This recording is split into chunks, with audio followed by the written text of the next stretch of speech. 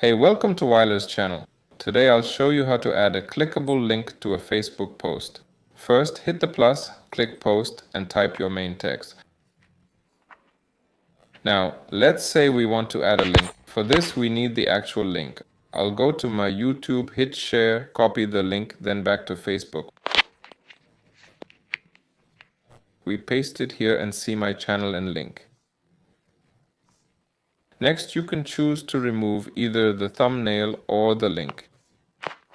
I'll remove the link but still keep the Weiler channel clickable. If I hit next, then post, I'll go to my profile.